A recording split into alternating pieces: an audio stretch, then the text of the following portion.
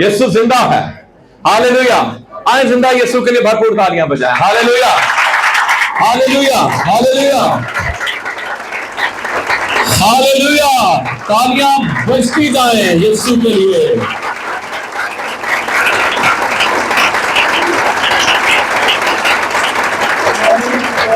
Hallelujah, हालेलुया, hallelujah.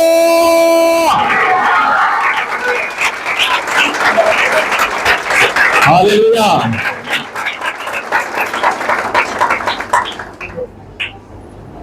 आज हमारा टॉपिक है उसके मरने और जी उठने में कुदरत है। उसके मरने में क्या है और उसके जी उठने में क्या है? कुदरत है, पावर है। हालेलुया। मत्ती रसूल का इंजीली बयान चैप्टर नंबर 27, 27वां बाब। बाइबल मुकद्दस जरूर खोला करें, आपके मोबाइल में है, बाइबल मुकद्दस जरूर खोलें।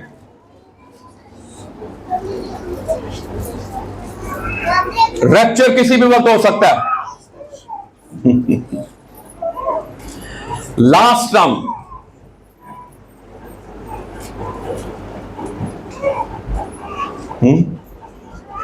रैप्चर किसी भी वक्त हो सकता है। याद रखें, गेट रेडी। आखिरी नरसिंगा फूंका जाने वाला है और जो अमेरिका का प्रेसिडेंट है वो भी ट्रम्प और आखिरी नरसिंगा और लास्ट ट्रम्प।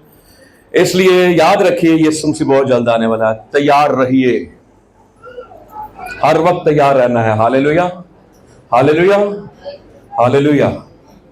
27वां बाब 50वीं आयत से 53वीं आयत तक। मत्ती की इंजील 27वां बाब 50वीं आयत से 53वीं 53 तक। यीशु ने बड़ी आवाज से चिल्लाकर जान दे दी। यीशु मसीह ने जान दे दी, यहां पे लिखा है जान दे दी, ऐसे ही है। अब जान जब दी जा रही है तो हमारा टॉपिक है मौत में कुदरत है। उसकी मौत में क्या है? कुदरत। और क्या लिखा है? और मकदस का पर्दा कहां से? कहां से? ऊपर से नीचे तक क्या हो गया? फटकर दो टुकड़े हो गया। वो जान दे रहा है और मकदस का पर्दा जो है वो क्या हो रहा है? फट रहा है। और आगे क्या लिखा है? और जमीन लर्जी, भूचाल और चट्टाने तड़क नहीं तिड़क गई। जेर है ते के नीचे, चट्टाने तिड़क गई और कब्रें। हालेलुया। वो मर रहा है, वो जान दे रहा है और क्या हो रहा है? कब्रें खुल रही हैं। हालेलुया। और फिर क्या लिखा है? बहुत से जिस्म उन मुकद्दसों के जो सो गए थे जी उठे। हालेलुया। कैसा लग रहा है आपको? यीशु मर रहा है और मुर्दे जिंदा हो रहे हैं। यीशु की मौत क़यामत ला रही है। तो यीशु मसीह की क़यामत क्या क़यामत लेकर आई है। हालेलुया, हालेलुया, हालेलुया। क़यामत का जो हमारे उर्दू में अखबार जो है, अखबारात जो है वो गलत इस्तेमाल करते हैं। जल्जला है, लोग मर जाएं, वो कहते हैं क़यामत। क़यामत को इंग्लिश में क्या कहते हैं? रेजरेक्शन। और क़यामत जो है वो कायम से है, क्याम करना, उठा खड़ा करना, मुर्दों का जिंदा होना।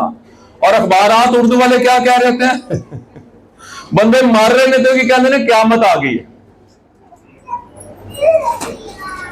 यीशु मसीह ने कहा क़यामत और जिंदगी तो मैं हूं। हालेलुया। इसका मतलब ये नहीं वो कह रहा मौत और जिंदगी तो मैं हूं। और लाजर की कब्र पे खड़े होके वो कह रहा है क़यामत और जिंदगी तो मैं हूं, यानी जिंदगी और जिंदगी तो मैं हूं। जहां पे मैं हूं वहां पर जिंदगी है। हालेलुया। जहां पर मैं हूं वहां पर मुर्दा मुर्दा नहीं रह सकता, वो जिंदा हो जाता है, वो कब्रों में से निकल आता है। हालेलुया। यीशु मसीह जिंदगी है, यीशु मसीह जिंदगी देने के लिए हमें आया। हालेलुया। उसके दावे जो है वो जिंदगी के दावे हैं। राह, हक और जिंदगी मैं हूं, जिंदगी की रोटी मैं हूं। हालेलुया। यीशु मसीह जिंदगी है, इसलिए तो कहा गया जिंदा को मुर्दों में क्यों ढूंढती हो। और वहां पर जिंदा के लिए जो यूनानी लफ्ज है वो जाओ है, और अगर आप उसको पढ़े तो उसका मतलब है जिंदगी। अगर आप इस आयत को यूं पढ़े तो लिखा है जिंदा को मुर्दों में क्यों ढूंढती हो, और ग्रीक में है जिंदगी को मुर्दों में क्यों ढूंढती हो, क्योंकि यीशु जिंदा है और वो जिंदगी है। जैसे मुर्दों में जिंदगी नहीं होती, इसलिए यीशु मसीह को कब्रिस्तानों में, मकबरों में, ज़ियारतों में ना ढूंढो, वो जिंदगी है। हालेलुया, हालेलुया, हालेलुया, हालेलुया। वो जिंदगी है। हालेलुया। उसकी वजह से मैं जिंदा हूं। हालेलुया। तो क्या लिखा है, वो जान दे रहा है और मक़दिस का पर्दा ऊपर से नीचे, खरूज की किताब में से निकालिए। आज थोड़ी सी लंबी मुनादी हो जाए, परेशान तो नहीं होंगे। 26वां बाब 31वीं आयत से 33वीं आयत तक, 31 से 33, इस पर्दे के बारे में पढ़ लें जी। आसमानी, अर्धमानी और सुर्ख रंग के कपड़ों और बारीक बटे हुए बदान का एक पर्दा बनाना। हाँ जी। और उसमें किसी माहिर उस्ताद से करूबियों की सूरत पढ़वाना। इस पर्दे पे क्या था? करूबियों की सूरत थी जी। और उसे सोने से मंडे हुए कीकट के 4 सतूनों पर लटकाना। हाँ। उनके कुंडे सोने के हों और चांदी के 4 खानों पर खड़े किए जाएं। और पर्दे को घुंडियों के नीचे लटकाना और शहादत के संदूक को वही पर्दे के अंदर ले जाना। और यह पर्दा तुम्हारे लिए, सुनिए, ये पर्दा तुम्हारे लिए को, ये जो पर्दा फटा है ये क्या है जी? पाक मकाम को पाक तरीन मकाम से क्या करता है? अलग करता है। खरूज 26वां बाब 31 से 33। और इस पर्दे के ऊपर क्या बने हुए हैं जी? करूबी।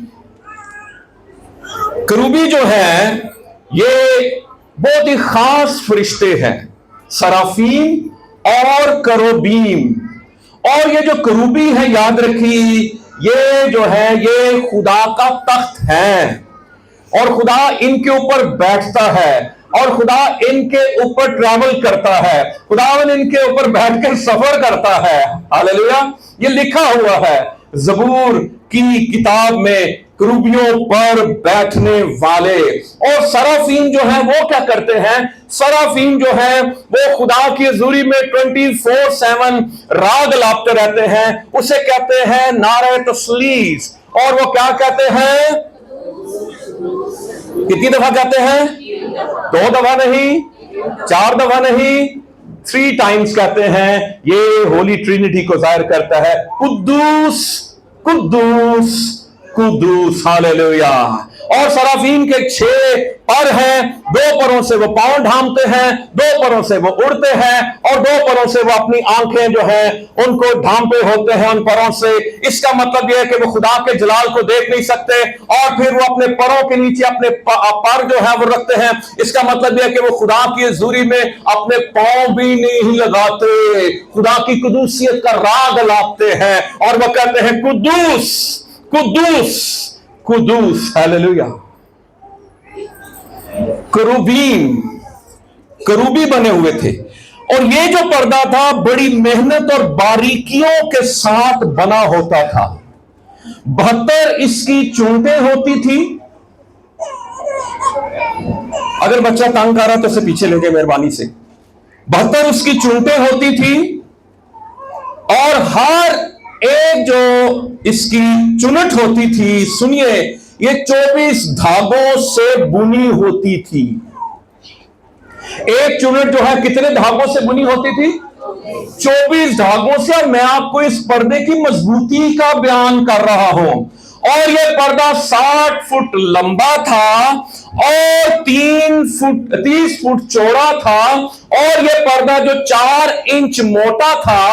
और जो स्कॉलर्स हैं वो ये कहते हैं कि दो घोड़े इसको मुखालिफ समत में खींचे तो फिर भी यह पर्दा जो था वो नहीं फटता था, इतना यह मजबूत पर्दा था। अब इस पर्दे की मोटाई और मजबूती और वजन का अंदाजा लगा लीजिए। अगर पर्दे को फाड़ने की कोशिश की जाए तो यह नहीं फट सकता था। यह 60 फुट लंबा है, लेकिन यह पर्दा फटा कैसे? खुदावंद यीशु मसीह जब जान दे रहे हैं, हालेलुया। और पर्दा ऊपर से फटा, इसका मतलब ये आसमान की तरफ से पर्दा फटा था। इसमें इंसान का कोई अमल दखल नहीं। तेरी मेरी निजात में तेरा कोई अमल दखल नहीं। निजात में, कफारे के काम में तेरा मेरा कोई अमल दखल नहीं। ये सिर्फ खुदा का काम है। ये ऊपर से पर्दा फटा था, हालेलुया। और रास्ता खुल गया था, दरवाजा खुल गया था, हालेलुया। हम खुदा का शुक्र अदा करते हैं कि एक सरदार का है जो साल में एक दफा जाता था। अब मैं और आप 24/7 खुदा की हुजूरी में जा सकते हैं, हालेलुया। फजल के तख्त के सामने दिलेरी से जा सकते हैं, हालेलुया। अब हमें किसी काहिन की, किसी पादरी की, किसी सरदार काहिन की जरूरत नहीं है। हालेलुया। जहां 2 या 3 मैं वहां पर मौजूद हूं।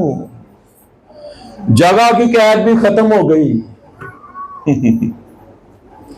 वो आ जाता है चाहे उसका महबूब मछली के पेट ही में क्यों ना हो। वो आ जाता है चाहे पौलुस और सिलास कैद खाने में क्यों ना हो, हालेलुया। वो आ जाता है जहां जब जब मौका मिले उसके चरणों में बैठे, उसके कदमों में बैठे, ज्यादा से ज्यादा वक्त खुदा की हुजूरी में गुजारें। रैप्चर होने वाला है, हालेलुया। खुदावंद यीशु मसीह आने वाला है और जो तैयार होंगे वही बादलों पर उठाए जाएंगे, हालेलुया। वही उस बड़ी मुसीबत से बच जाएंगे जो 7 साल बड़ी मुसीबत है। जॉन हैगी और दूसरे जो स्कॉलर हैं वो ये कहते हैं कि एंटी क्राइस्ट जो है वो पैदा हो चुका हुआ है। किसी भी वक्त वो मंजर पर जाहिर होने वाला है, किसी भी वक्त। आपका काम क्या है? तैयारी। आपका काम क्या है? तैयारी, हालेलुया। अब यहां पे लिखा है जब वो मरता है तो कब्रें क्या हैं जी? खुल रही है। दोबारा निकालिए मत्ती की इंजील उसका 27वां बाब, हालेलुया। Thank you Jesus.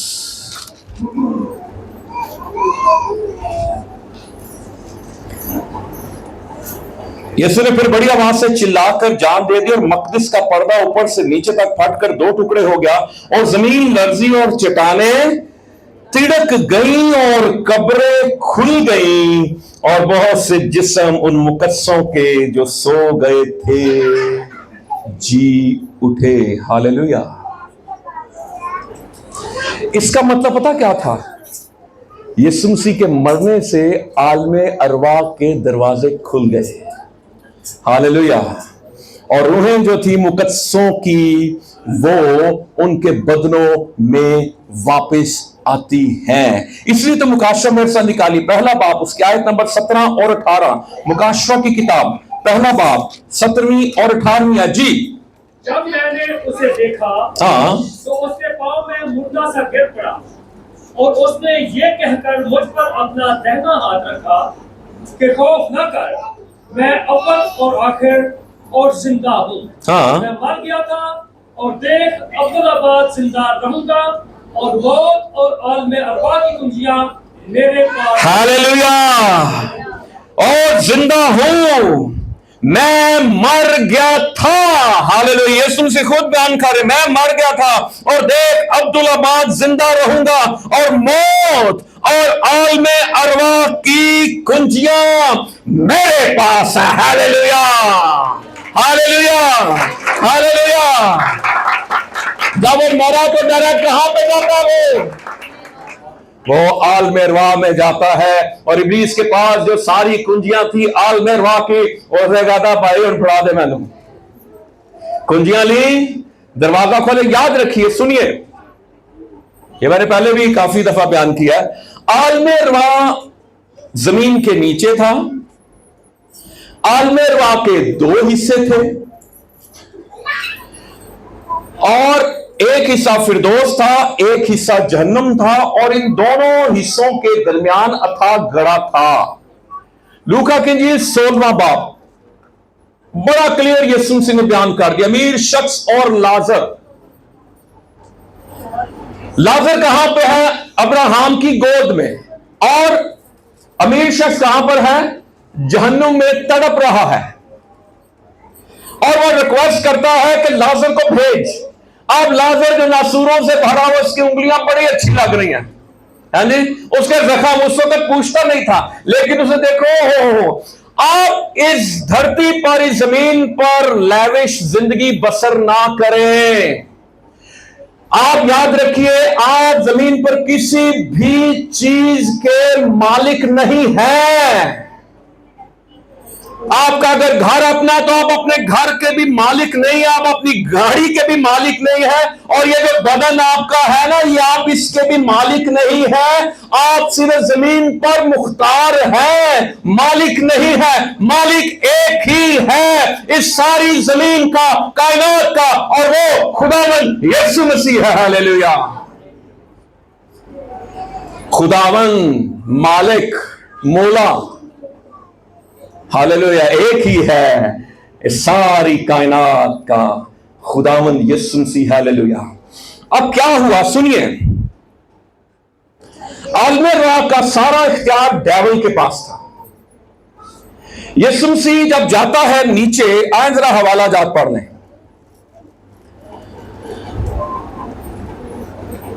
इफ्सियों 4 बाब 8वीं से 10वीं आयत। जी जल्दी से पढ़ें, इफ्सियों 4 बाब 8वीं से 10वीं आयत।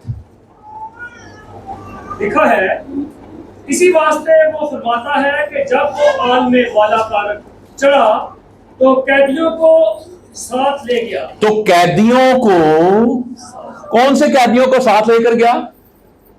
बोले हैं जो कहां पे कहते? हाँ, फिरदौस वाला हिस्सा। आलमे अरवा वाला कौन सा हिस्सा? फिरदौस, पैराडाइज, जन्नत। उसको क्या लेकर गया जी? कैदियों को आगे पढ़िए। और आदमियों को इनाम दिए। हाँ, उसके चढ़ने से और क्या पाया जाता है? और क्या पाया जाता है? सिवा इसके कि वो जमीन के नीचे के इलाके में उतरा भी था। जमीन के नीचे के इलाके में उतरा भी था। जमीन के, सुनिए लफ्ज आप जरा समझ जाए क्या लिखा है। जमीन के नीचे के इलाके में उतरा भी था, आलमे अरवा में। याद रखिए, बरज़ख का कोई वजूद नहीं है। एराफ, बरज़ख का कोई वजूद नहीं है। कहा जाता ना कि कीदा ये भी है कि रूहों को कुछ टाइम के लिए बरज़ख में रखा जाए। डॉक्टर डैनिस आइजक ने एक ड्रामा लिखा था पेशावर से, वो चलता था पेशावर से, और उसका नाम बरज़ख था।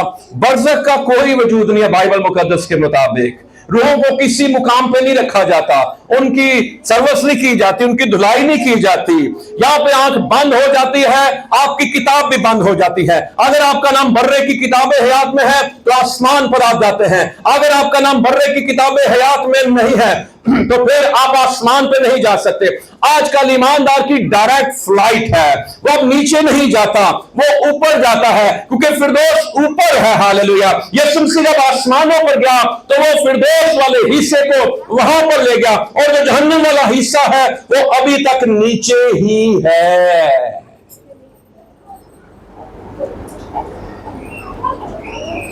स्टिफनेस।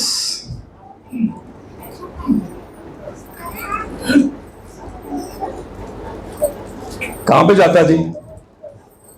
डायरेक्ट।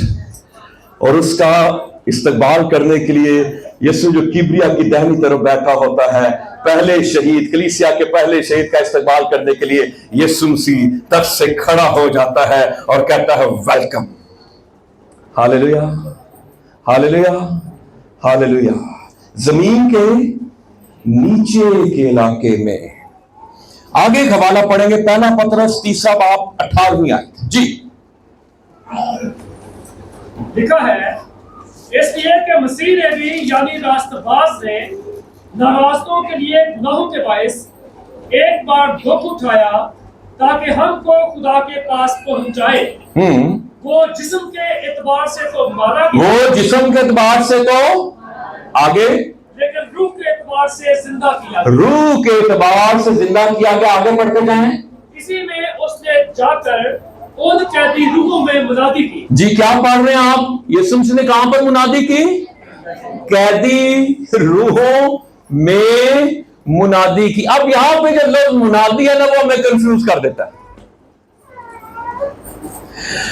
हम कहते हैं इसका मतलब मरने के बाद अगर मुनादी हो सकती है तो फिर तौबा की भी गुंजाइश है। नहीं, मरने के बाद मुनादी जो की गई, मुनादी के लिए जो यूनानी लफ्ज है उसका पता कि उसका मतलब है यीशु मसीह अपनी फतह का ऐलान कर रहे थे। Hallelujah, hallelujah. आगे क्या लिखा है जी? जो उस अगले जमाने में नाफरमान थी, खुदा नूह के वक्त में तहम्मुल करके ठहरा रहा था और वो कश्ती तैयार हो रही थी। जी 4 बाब की 6वीं आयत भी पढ़ दें इसी चैप्टर में, इसी खत में जी।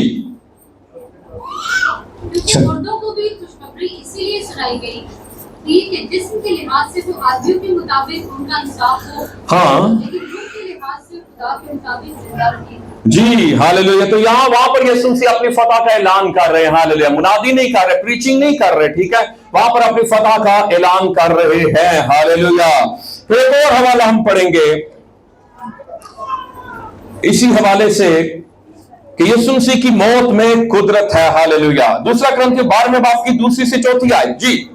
अब फिरदौस कहां पर है? पढ़िए 2 कुरिन्थियों 12वें बाब की 2 से 4 आयत जी। मैं उसी में एक शख्स को जानता हूं। पौलुस अपने बारे में बात कर रहा है जी। 14 वर्ष हुए कि वो यकायक तीसरे आसमान तक उठा लिया गया जी। ना मुझे मालूम के बदन समेत, ना ये मालूम के बगैर बदन के, ये खुदा को मालूम है जी। और मैं ये भी जानता हूँ कि उस शख्स ने बदन समेत या बदन के बगैर या बदन के, ये मुझे मालूम नहीं, खुदा को मालूम है। यकायक फिरदौस में पहुंचकर ऐसी बातें सुनी जो कहने की नहीं और जिनका कहना आदमी को रवा नहीं। जी पौलुस कहता है यकायक तीसरे आसमान तक उठा लिया गया और फिर कहता है यकायक फिरदौस में पहुंचकर। इसका मतलब यह फिरदौस भी अब कहां पर है? तीसरे आसमान पर फिरदौस है। पहला आसमान यहां पर आपको ये परिंदे उड़ते हुए दिखाई देते हैं, दूसरा आसमान जहां पर आपको स्टार्स नजर आते हैं, और तीसरा आसमान कहां से शुरू होता है और कहां पे खत्म होता है हम नहीं जानते। वो खुदा का तख्त है, वहां पर खुदा रहता है। और जब इब्लीस गिराया गया तो उसने दूसरे आसमान पर कब्जा कर लिया। हमारा मुकाबला शरारत की उन रूहानी फौजों से है जो आसमानी मुकामों में रहती है। और जब मैं और आप मरते हैं तो इब्लीस दूसरे आसमान पर बैठा, कहता अगर नहीं जान देना तीसरे आसमान पे, लेकिन हम उस सारी रुकावटों को क्रॉस करके हमारी रूह तीसरे आसमान पे ठक पहुंच जाती है। हालेलुया। और जब हम जिंदा होंगे तो हम जलाली बदन में होंगे। हालेलुया। और जलाली बदन को ना मारा जा सकता है ना रोका जा सकता है। जलाली बदन जो है वो बंद दरवाजों में से भी दाखिल हो जाता है। यीशु मसीह की कब्र से पत्थर इसलिए नहीं हटाया क्या वो बाहर आए, बल्कि यीशु मसीह तो जलाली बदन में था जो बंद दरवाजों में से दाखिल हो सकता था। यीशु मसीह की कब्र से पत्थर ना भी हटाया जाता, यीशु मसीह जलाली बदन में कब्र से बाहर आ सकता था। पत्थर इसलिए हटाया गया ताकि पतरस और यूहन्ना और मरियम मगदलीनी अंदर जाए और देखे कि यीशु मसीह जी उठा है। हालेलुया। अपने कहने के मुताबिक। हालेलुया। पत्थर तेरे लिए मेरे लिए लाया गया। हालेलुया। और अंदर जाके वो देख रहे हैं कफन लिपटा हुआ है, फोल्ड, रुमाल भी लिपटा हुआ है। और रुमाल के लिए जो यूनानी लोग नैपकिन, और जब खाना खाते हुए तो अपना रुमाल फोल्ड करके जाता था ना, तो वह कहता था मैं थोड़ी देर बाद वापस आऊंगा और यहीं से काम शुरू करूंगा। यीशु मसीह रुमाल फोल्ड करके जा रहा है तो वो कह रहा था मैं वापस आऊंगा। Hallelujah, hallelujah. और वो वापस आने वाला है, वो आने वाला है। हालेलुया। वो मुझे लेने के लिए आने वाला है, वो तुझे लेने के लिए आने वाला है। हालेलुया। आपको बता दूं कि बुजुर्गों को और नबियों को ये रुतबा हासिल नहीं हो सका। क्या रुतबा? कि वो यीशु मसीह की दुल्हन बन सके। वो शादी में यीशु मसीह के दोस्त होंगे, वो बाराती होंगे, लेकिन दुल्हन जो है वो कलीसिया है। हालेलुया। हम यीशु मसीह की दुल्हन है। हालेलुया।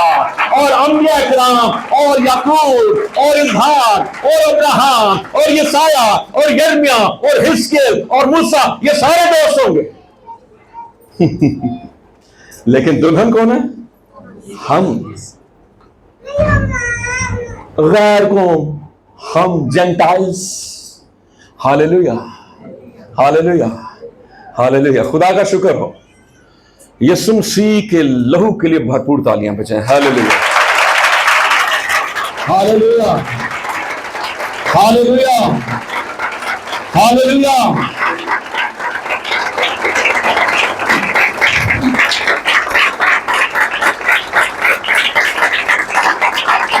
बजाएं बजाएं, भरपूर तालियां बजाएं इसके लिए। हालेलुया, हालेलुया, हालेलुया, हालेलुया, हालेलुया। Yes, hallelujah.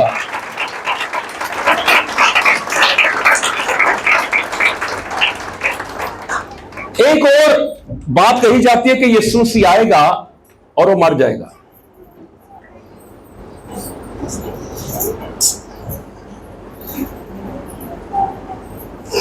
फिर जो कब्र खाली है उसमें दफन होगा।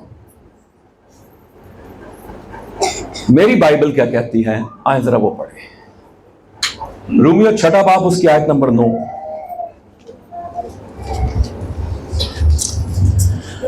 हालेलुया। रोमियो 6 बाब आयत नंबर 9। क्योंकि जी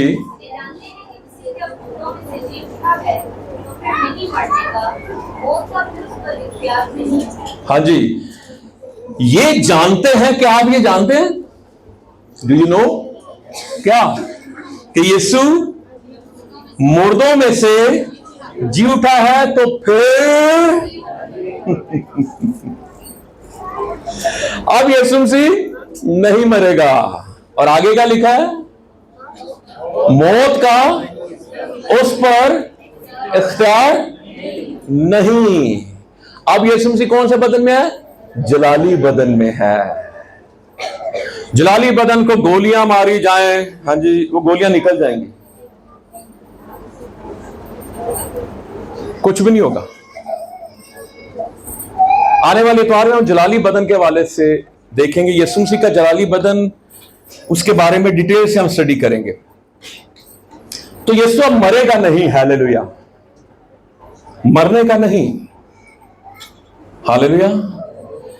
यीशु की मौत ने क्या काम किया, उसकी मौत में कुदरत है। इब्रानियों 2 बाब 14 और 15 आयत। जी जल्दी से, इब्रानियों 2 बाब। बस जिस सूरत में के फूल और गोश्त में शरीक है, तो वो खुद भी उनकी तरह उनमें शरीक हुआ। हाँ जी। ताकि मौत के वसीले से उसको, जिसे मौत पर कुदरत हासिल थी, जरा लफ्जों पर गौर कीजिए। मौत के वसीले से उसको, जी, जिसे मौत पर कुदरत हासिल थी, हाँ जी, यानी इब्लीस को तबाह कर दे।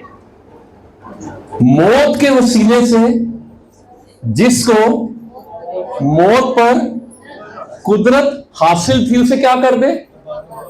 तबाह। तो यीशु की मौत दर हकीकत मौत की मौत थी। और मैं यूनानी में इस आयत को पढ़ रहा था, सुनिए। यूनानी में लिखा है, जो ये आयत पूरी लिखा, इसी तरह वो अपनी मौत से मौत के मालिक को तबाह कर सका। अपनी मौत से मौत के मालिक को क्या कर सका? तबाह। तबाह के लिए जो यूनानी लफ्ज इस्तेमाल है उसका मतलब है जीरो करना, बेअसर करना, मफलूज कर देना।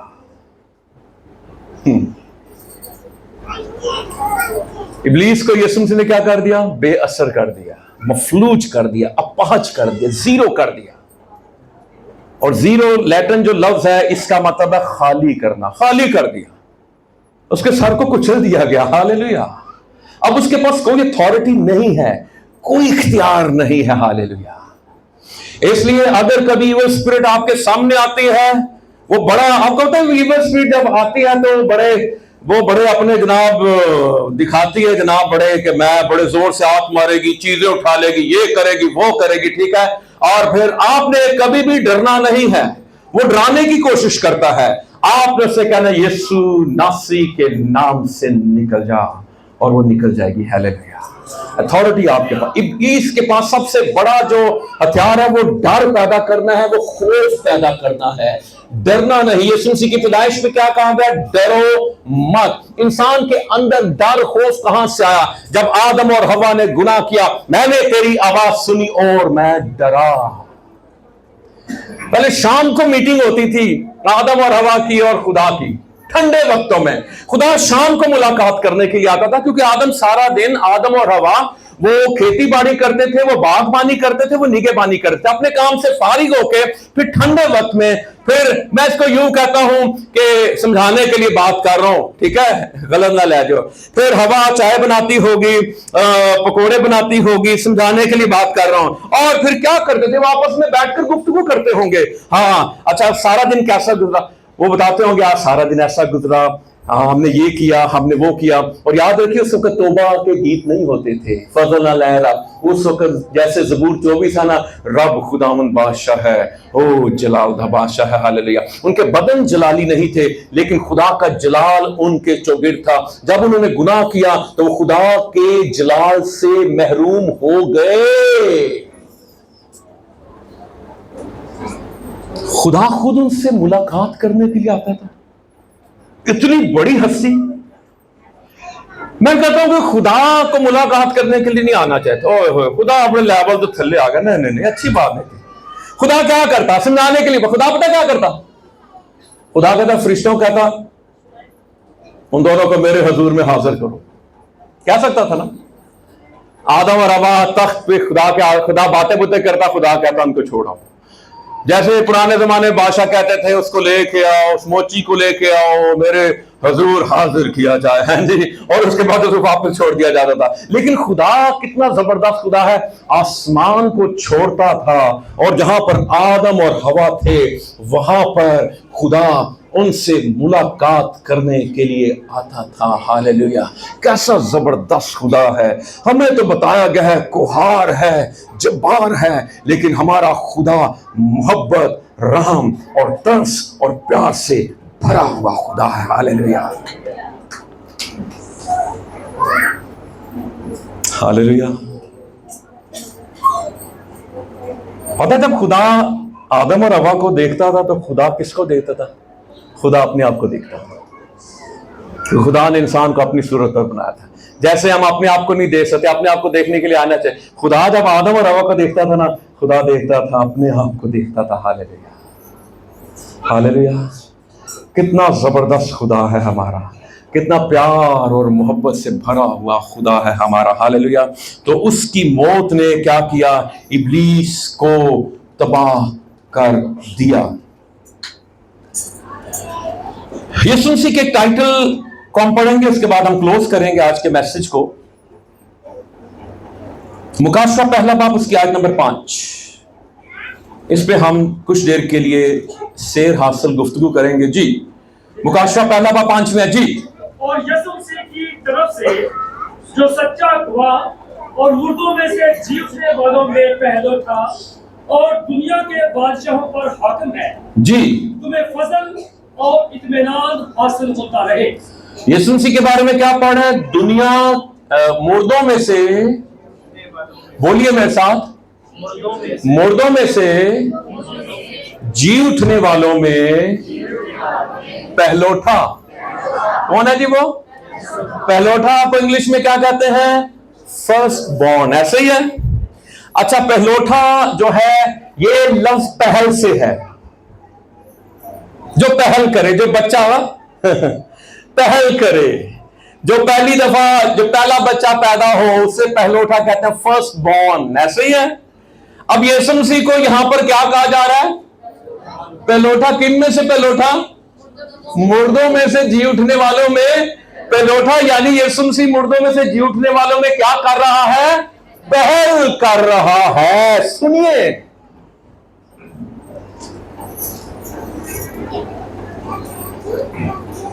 पहलोठे का मतलब यह है कि और बच्चे भी हैं। वो इकलौता था, लेकिन अब वो क्या कहला रहा है? बोले पहलोठा, आप साथ देंगे तो मैं चलूंगा। इकलौते का मतलब क्या है? पहलोठे का मतलब क्या है? पहला और बच्चे भी हैं। जैसे शिकायना जी घर में हमारी पहलोठी है और उसके बाद शालू है, ठीक है, और बच्चे भी हैं। जो पहल करे। अब यीशु मसीह को यहां पे जरा सुनिए, मुर्दों में से जी उठने वालों में पहलोठा क्यों कहा गया? ये आप जानते होंगे, लेकिन फिर हम इस बात को दोहरा रहे हैं, क्यों कहा गया? इसका मतलब यह है कि यह भी हो सकता है कि यीशु मसीह से पहले कोई मुर्दा नहीं जी उठा। यीशु मसीह पूरी बाइबल में मुर्दों में पहला था जो जी उठा, लेकिन नहीं, यह बात भी नहीं थी, क्योंकि पुराने अहदनामा में क्या हुआ था? एलिया ने मुर्दा जिंदा किया था, अलीशा ने मुर्दा जिंदा किया था, और फिर न्यू टेस्टामेंट में आजे यीशु मसीह ने नाइन की बेवा के बेटे को जिंदा किया था, यायर की बेटी को जिंदा किया था, लाजर को जिंदा किया था। हालेलुया। और यहां पर ये जो जब यीशु जान दे रहा है तो यहां पर मुकद्दस क्या हो रहे हैं जी? ये भी जिंदा हो रहे हैं यीशु मसीह के जी उठने से पहले। तो कितने ही मुर्दे, 5 मुर्दे तो रिकॉर्डेड जिंदा हुए बाइबल मुकद्दस में, और फिर ये कितने मुकद्दस जी उठे इसका हमें कुछ पता नहीं है। तो फिर वो पहलोठा तो ना हुआ, लेकिन वो मुर्दों में से जी उठने वालों में क्या है? पहलोठा है। सुनिए, पहले जो मुर्दा जिंदा हुए, सुनिए गौर से, वो फानी बदनों में ही जिंदा हुए। वो जिंदा हुए फिर मर गए। लाजर जिंदा होकर फिर मर गया, ऐसे ही है। लेकिन यीशु मसीह जो जिंदा हुआ, ये पहला शख्स था हिस्ट्री में जो गैर फानी हालत में, जो जलाली बदन में जिंदा हुआ।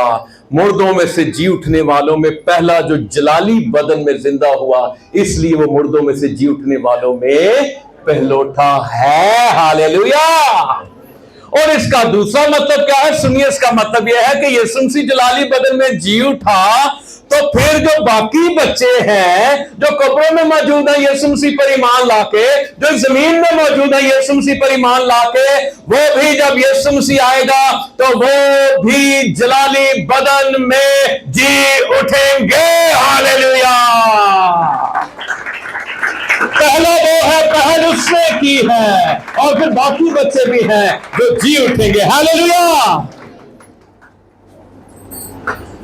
दोबारा आज ये 27वां बाब, मत्ती की इंजील 27वां बाब, चैप्टर नंबर 27, आज का हमारा जो मेन विर्द है। 27वां बाब, 52वीं आयत। और कब्रें खुल गई और बहुत से जिस्म उन मुकद्दसों के जो सो गए थे जी उठे, और उसके जी उठने के लफ्जों पर गौर कीजिए, क्या लिखा है? उसके के बाद कब्रों से निकलकर मुकद्दस शहर में गए, बहुतों को दिखाई दी। इसका मतलब जो मुकद्दस जी उठे थे गुड फ्राइडे वाले दिन, वो जिंदा होके कहां पर रहे? ना ना ना ना ना ना ना, ना। कहां पर रहे? जिंदा होने के बाद वो 3 दिन कब्रों में रहे हैं। वो जिंदा होने के बाद कितने दिन कब्र में रहे जी? अगर उनके पास मोबाइल होता ना तो वो अपने घर मैसेज करते, मैं जिंदा हो चुका हूं, आई एम कमिंग सून। वो परेशान हो जो, ये तो मर चुका था, हम तो खुद इसे दफना के आते, ये कह रहा मैं जिंदा हो चुका हूं। ये गुड फ्राइडे वाले दिन जिंदा, यीशु मर रहा है और वो जिंदा हो रहे हैं, और 3 दिन जुमा हफ्ता वो कहां पे रहे जी? वो कब्रों के अंदर है और वो वेट कर रहे हैं कि ये जिंदा हो। तो फिर हम कब्रों से निकल गए, क्योंकि उनको पता था जब तक ये पहल नहीं करेगा, जब तक ये कब्र में से नहीं निकलेगा, पहल इससे करनी है, क्योंकि पहले था ये है। हालेलुया। ये पहल करेगा फिर हम भी निकलेंगे। हालेलुया, हालेलुया, हालेलुया, हालेलुया। यीशु मसीह कब्र में से निकल चुका है, उसने पहल कर दी है। हालेलुया। आप भी कब्रों के अंदर नहीं रहेंगे। हालेलुया। आप भी कब्रों में से निकलेंगे। लोग की कब्रां पक्कियां करा, मेरे को कई कोई ने कब्र पक्की करा लें। मैंने कहा कच्ची में क्या प्रॉब्लम है? अभी पिछले दिनों मैंने एक जनाजा पढ़ाया, मेरे साथ मौसम था। अच्छा, जनाजे पे इतने टेंट्रम होते हैं ना, मैनू हंसी भी आ रही होंगी कब्र दिख लो के। पता क्या है, एक बंदा पिछू आएगा, चेचा कफन के बंद खोल दिए। मैं क्या तू कब्र पक्की करान दिया, मार्बल लवान दिया ते धागे ते बंद खुलवान दिया। जब यीशु मसीह आवाज देगा तो मार्बल वाली कब्रें भी, चिप्स वाली कब्रें भी, पक्की कब्रें भी क्या हो जाएंगी? खुल जाएंगी। हम बंद क्यों खुलवाते हैं? लाजर साहब जिंदा हुआ तो यीशु मसीह ने कहा इसके बंद खोल कर जाने दे। यहूदी जो थे वो बंदों समेत ही मुर्दे को कब्र में उतार देते थे। और फिर कुछ लोग और गलत काम करते हैं। वो काम ये करते हैं कि उसके कपड़े भी कब्र के अंदर, भाई उन्हें पाने होंगे कपड़े। फिर दूसरी बात, वो उसकी दवाइयां भी कब्र के अंदर, उन्हें दवाइयां खानी होंगी। मुझे समझ नहीं आती ये क्या, मैं तो मना कर देता। फिर वो जो पड़ियां रखी होती है ना, उसके ऊपर जो छोटी छोटी वो दर्जे सी होती है, उनके ऊपर वो घास फूस रखे होते हैं मिट्टी के। हाय, कफन मैला ना हो जाए। 3 दिन बाद जाके अगर आपका बाप, आपकी माँ आप क्या कब्र खुलवा के देखेंगे, अब मेरा बाप कैसा है, अब मेरे अंदर ही से कीड़े निकलेंगे। लेकिन यीशु मसीह की वाहिद डेड बॉडी थी। ज़बूर 16 में लिखा है कि जो गली सड़ी नहीं थी, जिसको कीड़ा नहीं लगा था। हालेलुया। पढ़ना चाहेंगे आप? आए ज़बूर 16 मेरे साथ निकालिए जल्दी से। हालेलुया,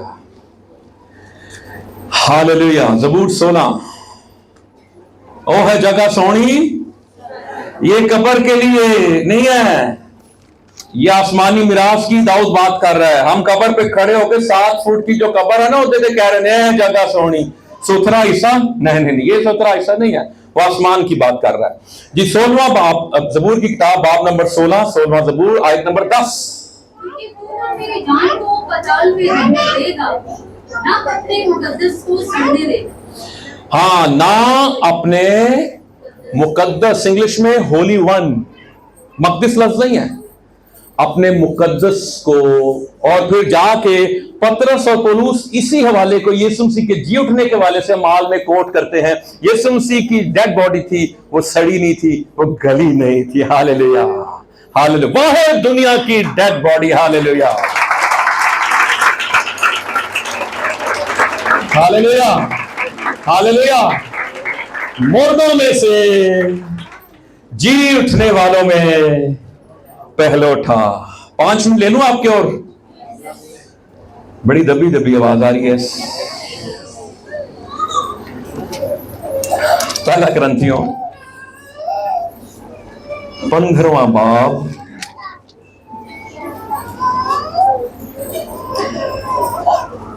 आखिरी 5 मिनट जी सुनिए। 20वीं आयत। लेकिन फिर वाके मसीह मुर्दों में से जी उठा है। हालेलुया। मसीह मुर्दों में से, और जो सो गए हैं उनमें पहला फल हुआ। अब वहां पे कहा जा रहा है पहला, मुर्दों में से जी उठने वालों में पहलोठा लफ्ज इस्तेमाल किया जा रहा है। और यहां पर क्या लफ्ज इस्तेमाल किया जा रहा है? पहला फल। इंग्लिश में लिखा है फर्स्ट फ्रूट्स, पहला फल, मुर्दों में से जी उठने वालों में पहला फल। क्योंकि जब आदमी के सबब से मौत आई, यानी आदम की बात हो रही है, तो आदमी ही के सबब से यानी यीशु की बात हो रही है, मुर्दों की क़यामत भी आई। और जैसे आदम में सब मरते हैं, वैसे ही मसीह में सब जिंदा किए जाएंगे, लेकिन हर एक अपनी अपनी बारी से। पहला फल, पहलोठा, और पहला फल यीशु मसीह को कहा गया, हालेलुया, मसीह। और फिर मसीह के आने पर उसके लोग, हालेलुया। पहला ग्रंथियों 15वें बाब की आयत नंबर 36। ऐलान तो खुद जो कुछ होता है जब तक वो ना मरे जिंदा नहीं किया जाता। अब इस पूरे चैप्टर के इस हिस्सा में ना बदन को एक सीड कहा गया है, बीज। हमारा बदन क्या है? बीज। जरा सुनिए मुकाशफा जो पौलुस पे खुला। पौलुस पे बहुत मुकाशफे खुले थे, और वो बदन को क्या कहता है? बीज। वो कहता है बीज जो है ना, अगर आपके हाथ में रहेगा, जमीन के ऊपर रहेगा, वो कभी भी फलदार नहीं होगा। बीज का दफन होना जरूरी है, इसी तरह बदन का दफन होना जरूरी है। हम मुर्दों को जलाते नहीं हैं, हम मर्सी किलिंग नहीं करते,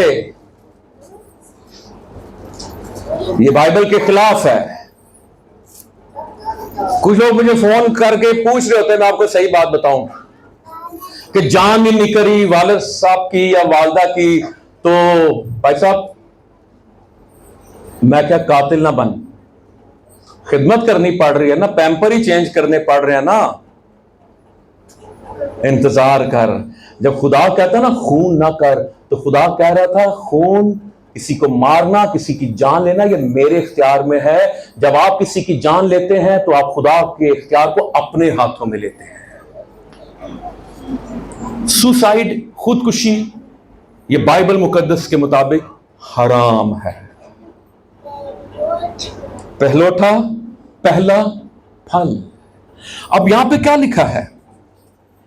तू खुद जो कुछ बोता जब तक वो ना मरे जिंदा नहीं किया जाता। खुदावंद यीशु मसीह को एक बीज कहा गया बाइबल मुकद्दस में। यूहन्ना की इंजील 12वें बाब की 24 में, जल्दी से निकालिए यूहन्ना की इंजील 12वां बाब 24 में। जी,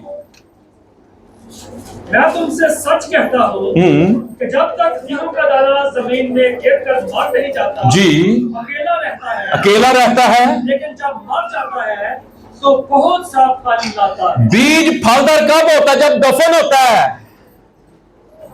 आप भी फलदार पता कब होते हैं? जब आप मरते हैं, जब आपने आपको कहता है मैं जिंदा ना रहा बल्कि मसीह मुझ में। आप फलदार क्यों नहीं हो रहे? फ्रूटफुल क्यों नहीं हो रहे? बाबरकत क्यों नहीं हो रहे? आप तो बदले भी लेते हैं, आप तो इंतकाम भी लेते हैं, आप तो रिवेंज भी लेते हैं, आप तो टिट फॉर टैट की बात करते हैं। बाइबल मुकद्दस कहती है नो रिवेंज, नो इंतकाम, नो अदले का बदला। खुदा कहता है इंतकाम लेना मेरा काम है। ये जब चर्चेज हमारे जलाए जाते हैं ना तो फिर कहते हैं जी हम मजम्मत करते हैं। हमें तो जरूरत ही नहीं मजम्मत करने की। हमारे चर्चेज जला दिए जाएं, हमें मार दिया जाए, हमने उस तक नहीं करना, क्योंकि बाइबल मुकद्दस की यही टीचिंग है। मुझे बताएं रसूल कितना एहतजाज करते थे? बताएं ना, कितना एहतजाज करते थे? मार पड़ती थी, कैद में डाले जाते थे, फिर कैद खाने से निकल के फरिश्ता कहता था जेल के दरवाजे खोल के जाओ, जिंदगी की बातें लोगों को बताओ, और फिर उसी चौक में खड़े होकर फिर यीशु मसीह की बातें शुरू कर देते। हमने मसीहत को आसान मसीहत में तब्दील कर रहे हैं। हम तो दुख सहना ही नहीं चाहते, हम तो मरना ही नहीं चाहते। आज कोई मेरी एक गाल पर तमाचा मारे, दूसरा हम फेर देते हैं, लेकिन हम कहते हैं तीसरा नहीं।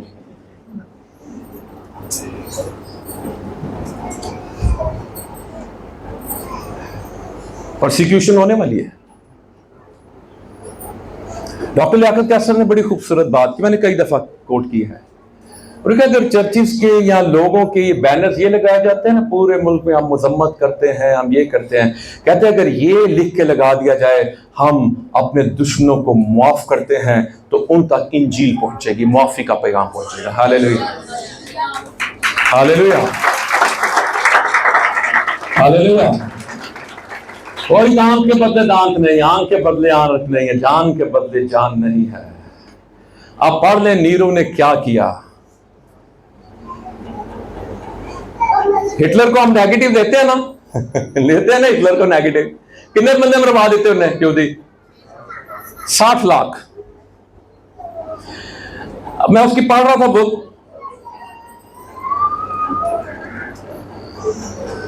एक्चुअली उसने जो 60 लाख यहूदी मरवाए थे ना, वो मसीह की मोहब्बत में मरवाए थे।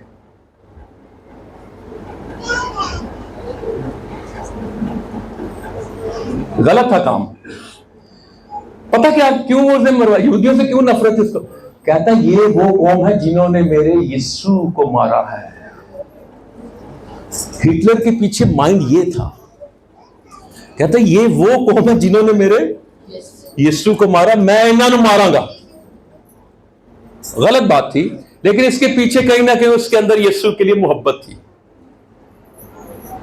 लेकिन तरीका गलत था। अगर वो मारना चाहता तो बड़ा आसान तरीका था, पौलुस की तरह उनको इंजील सुनाता, हालेलुया, उनको यीशु मसीह में महफूज करता चला जाता। तो वो पहला फल है।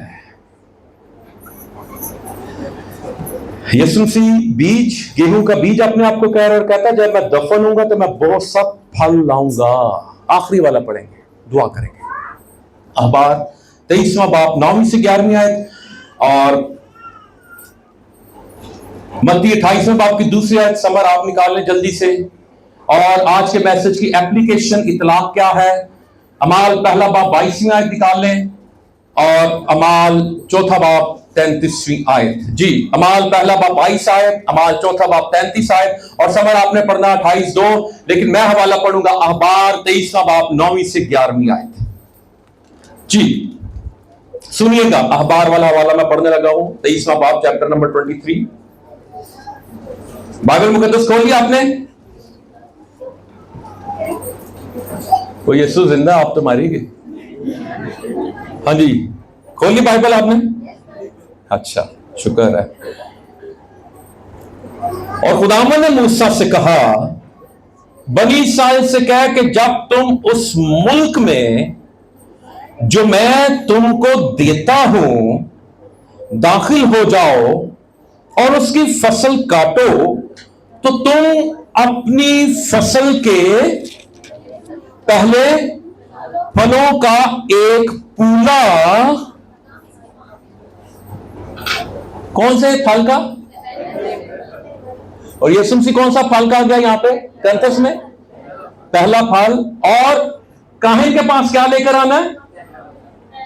फसल के पहले फलों का पूला काहिन के पास आना। और आगे लिखे 11वीं आयत, ईस्टर की बात हो रही है आगे। और वो उसे खुदावन के हुजूर हिलाए ताकि वो तुम्हारी तरफ से कबूल हो। और काहिन उसे, क्या लिखा है?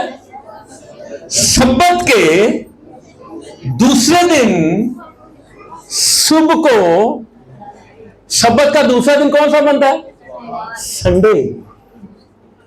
और संडे को जो पहला फल है उसको क्या करना है? बोले, हिलाना। और किसे हिलाना है? सुबह के दिन, फर्स्ट फ्रूट को पहले दिन, पहले जो हफ्ते का पहला दिन है उस दिन क्या करना है? सब्बत के पहले दिन उसको हिलाना है। 28वें बाब की दूसरी आयत मत्ती। और देखो एक बड़ा भूचाल आया और क्योंकि खुदावंद का फरिश्ता आसमान से उतरा, हाँ, पास आकर पत्थर को लुढ़का दिया। हालेलुया, शुक्रिया। ये इतवार की सुबह क्या हो रहा है? वहां पे पूला हिलाया जाता था, पहला फल। और यहां पे उस कब्र को क्या लिखा है? भूचाल आया, हिलाया गया। हालेलुया। पहला फल कहां पे जाता है? खुदा के हुजूर में। हालेलुया। और यहां पर खुदावंद यीशु मसीह जिंदा हो रहा है पहले फल इतवार वाले दिन, हालेलुया, सब्बत के दूसरे दिन, और पूले को हिलाया जा रहा है सुबह के वक्त, हालेलुया। और इसका मतलब क्या था? पहले फल का मतलब क्या था? पहला फल हैकल में पेश कर दिया जाता था और बताया जाता था बाकी जो फसल है ना वो भी तैयार है, वो महफूज है, पहला फल आ गया है, बाकी फसल जो है खेत में है वो भी आएगी। पहला फल आसमानों पर जा चुका है यीशु मसीह, और हम जो बकिया फसल है हमें अपने लहू से महफूज कर गया है, और एक वक्त आएगा फिर हम पहले फल के पास ये जो बकिया फसल है ये आसमानों पे चली जाएगी। हालेलुया, हालेलुया, हालेलुया। इतलाक, एप्लीकेशन। अगर मैसेज किसी में एप्लीकेशन नहीं, इतलाक नहीं है तो फिर वो मैसेज नहीं है। जी पढ़िए अमाल पहला बाब 22 में है जी। चाहिए कि उनमें से एक मर्द हमारे साथ उसके जी उठने का गवाह बने। 12वां जो शख्स चुना गया है वो किस लिए चुना गया? उसका चुनाव किस लिए हुआ है? जी उठने का गवाह। ਉਹਦੇ ਪ੍ਰੋਫਾਈਲ ਵਿੱਚ ਕਿਹੜੀ ਚੀਜ਼ ਚੈੱਕ ਕੀਤੀ ਜਾਣੀ ਸੀ ਵਿੱਚ? उसके जी उठने का। वो और कोई गवाही ना दे। किस चीज की गवाही दे? यीशु मसीह जी उठा है। अगर इस म्यार पे पूरा उतरता ना है तो फिर भाई तू 12वां शागिर्द बन सकना है, अदरवाइज नहीं। पूछा? हाँ जी नहीं। क्या डाला गया? कुरा। और कुरे दो जो नाम होते पत्थर होते थे, जो पत्थर बाहर गिर जाता था वो कुरे में शामिल नहीं होता, जो पत्थर अंदर रह जाता था इसका मतलब ये था खुदा ने इसको चुना है। अगली आए 4:33 जी। और रसूल बड़ी कुदरत से खुदावन यीशु के जी उठने की गवाही देते रहे और उन सब पर बड़ा फजल। रसूल किस चीज की गवाही दे रहे हैं जी? बड़ी कुदरत से खुदावन यीशु के जी उठने की गवाही देते रहे। और क्या लिखा है? उन सब पर बड़ा फजल था। जो गवाही देते हैं उन पर बड़ा फजल होता है, और बड़ा फजल होता ही उन पर है जो गवाही देते हैं। और गवाही किस चीज की देनी है? आज आप बेकरी पे जाएंगे, ब्रेड एंड बटर जाएंगे, तहजीब में जाएंगे, केक से पूछेंगे, अगर आपसे पूछ ले कि आज केक क्यों ले रहे हैं, हैं जी, कोई इस तरह लेगा, कोई फलाना टमकाना चीज लेगा, हैं जी, तो बताएं आज मौका आपके पास, आप इस तरह क्यों मनाते हैं? खुदावंद यीशु मसीह मुर्दों में से जी उठा है। हालेलुया। उसकी सलीब भी खाली है, उसका कफन भी खाली है, और उसकी कब्र भी खाली है। आमीन। आए अपने सरों को झुकाएं, अपनी आंखों को बंद करें, हम सब खड़े हो